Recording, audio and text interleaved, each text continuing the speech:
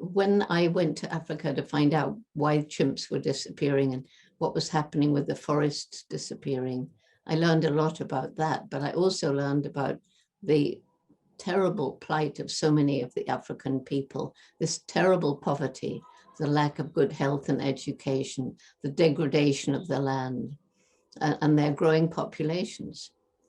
So it came to a head when I flew over the tiny Gombe National Park, where I've been studying chimps, still going on 60 years later. And what had been part of this great equatorial forest belt, I now looked down on this tiny Gombe National Park, and it was a little isolated island of forest surrounded by bare hills, more people living there than the land could support, too poor to buy food from elsewhere, cutting down trees even on the very steep slopes in their desperation to grow more food to feed their families or make charcoal to get some money. And that's when it hit me. If we don't help people find ways of making a living without destroying their environment, we can't save chimpanzees, forests, or anything else. So the Jane Goodall Institute began our Take Care, or Takari. It's our method of community-based conservation. It started with 12 villages around Gombe. It's now extended to 104 throughout Chimp Range. It's totally holistic. And it wasn't a group of arrogant white people going into a poor village and saying, oh, you've messed things up. This is what we're going to do to help you. No, it was a small group of local Tanzanians who went into the villages, sat down, talked, listened. What do you think JGI can do to help? And that's where we started, growing more food, restoring fertility to the land without chemicals, better health and education. We worked with the local Tanzanian authorities. Then we could introduce water management programs. Then we introduced microcredit based on Muhammad Yunus's Grameen Bank. He's one of my heroes, by the way. Scholarships to keep girls in school so that they had a chance of secondary education, and family planning information. They want family planning information because once they have better clinics, once they realize their kids are probably going to survive beyond the first 2 years, they want to educate them. They understand education is so important.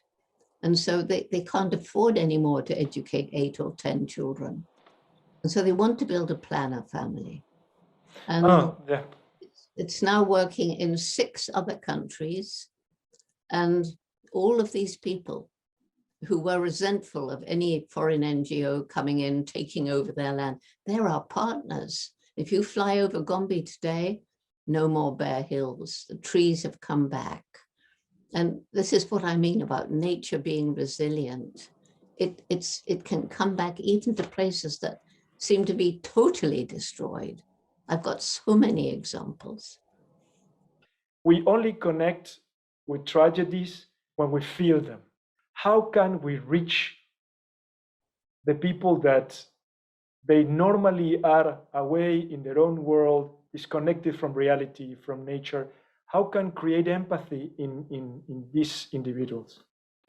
Telling stories. You've got with all these people, whatever they are, why ever they're not interested, it's no good arguing with them. If you start arguing with somebody who's in a high up position, who's a big CEO or head of a lab that's torturing animals for medical research, and you start arguing, pointing fingers, they just turn off.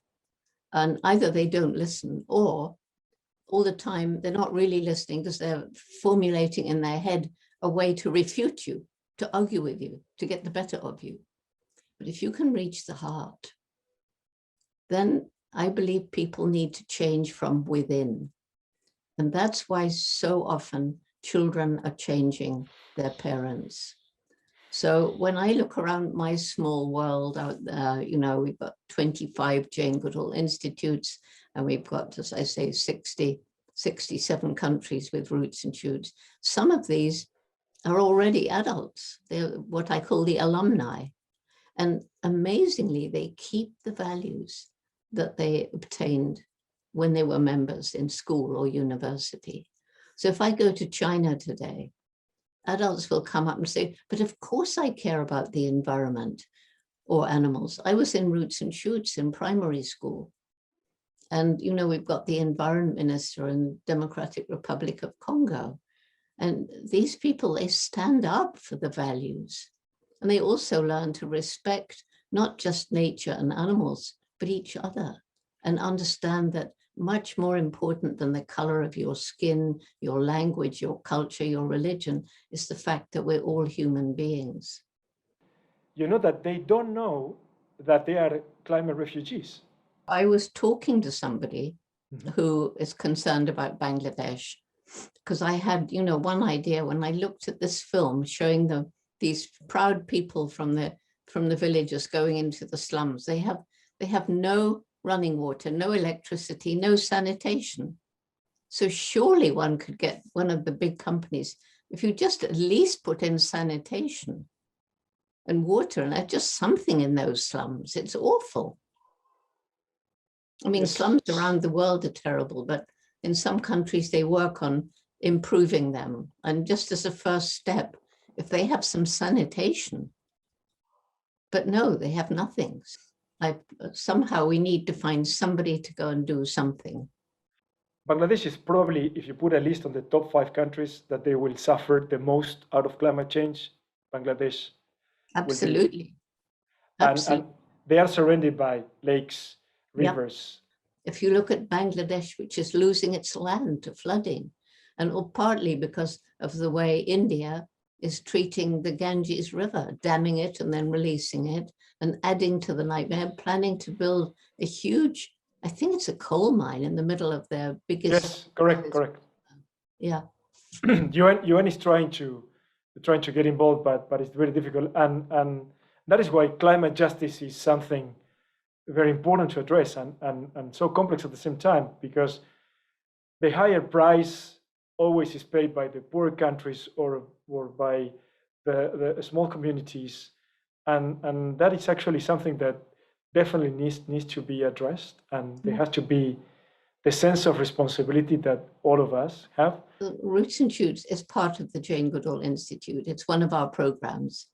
It's one that every single country is involved in. Every JGI must do Roots and Shoots. Those that can help to support forest conservation or something like that.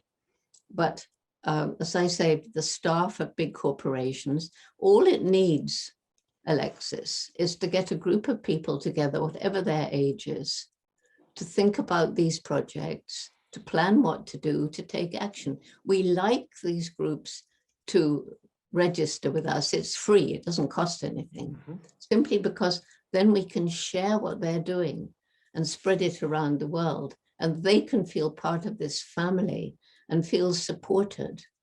Like we've now got a global organization. And so if one of the smaller JGIs, like in Hungary, is struggling, money gets raised so that they can, you know, up their programs.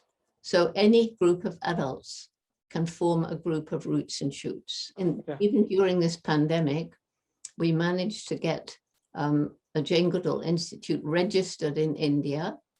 It started with Roots and Shoots groups, but now it's a proper NGO. Also in Turkey, and that's spreading Roots and Shoots all over Turkey, and just about to be registered in Israel. But I think the current situation is delaying that process.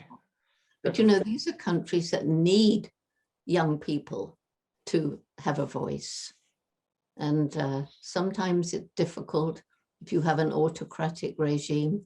They have to, I tell them, just hang on to your values, do things to help where you can. Don't fight the authorities because you'll just end up in prison.